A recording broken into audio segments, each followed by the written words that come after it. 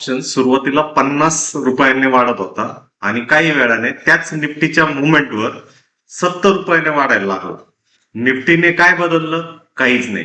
तुमच्या ऑप्शनचा डेल्टा बदलल्यामुळं तुमचा प्रीमियम जो आहे तो बदलत राहिला. आणि हा डेल्टा का बदलतो? याचं नाव आहे गामा.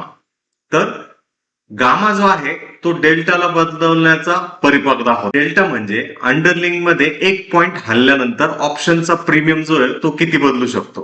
पण गामा सांगतो हा डेल्टा स्वतः किती वेगाने जे होतं बदलू. हे अगदी सोपं करून आता तुम्हाला सांग.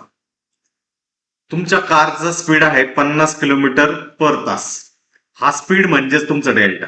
आता तुम्ही ऍक्सेलरेटर दाबला आणि स्पीड 50 वरनं 60, 70 असा वाढायला सुरुवात केला. स्पीड बदलण्याचा हा रेट म्हणजेच गामा आहे. ऑप्शन्स मध्ये कन्सेप्ट अगदी तसाच आहे.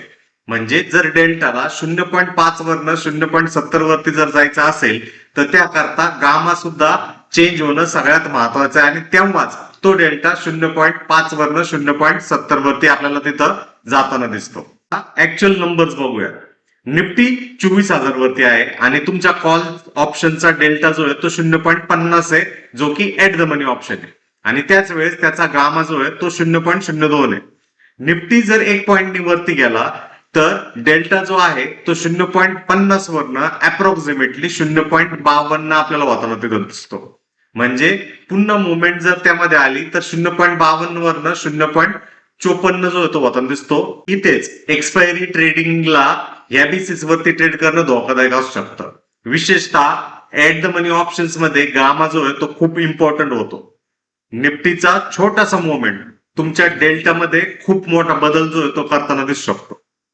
एक्सपायरी जवळ फक्त प्रीमियम बघून ट्रेड करणं चुकीचं जे आहे ते ठरवू शकतं. त्याच्यापासून वाचण्याकरता गामा जो आहे एक प्रोटेक्ट शिल्ड जो आहे तो तयार करू. ट्रेडर म्हणून ऑप्शन घेण्यापूर्वी एकदा विचार करा त्या ऑप्शनचा डेल्टा किती आहे, गामा किती आहे आणि एक्सपायरी जी आहे ती किती जवळ आहे. कारण मार्केट तुमच्या डायरेक्शन मध्ये गेला नाही तरी तुमचं एक्सपोजर किती वेगानं बदलतंय हे गामा जे आहे ते सांगू शकतं.